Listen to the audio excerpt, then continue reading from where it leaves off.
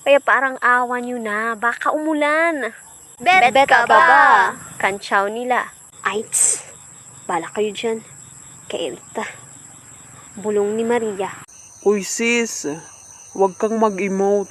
Nasa kagubatan tayo. Sabi ni Mon kay Maria na mabilis na nakalayo sa kanila. Sulitin natin ang camping na to. Pahabol pa nito, ngunit tuluyang nang nakalayo si Maria.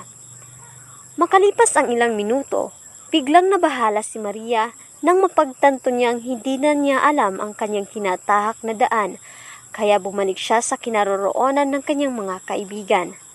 Parang nabunutan siya ng tinik nang makita ang bonfire kung saan nagkukumpulan ang apat niyang mga kaibigan.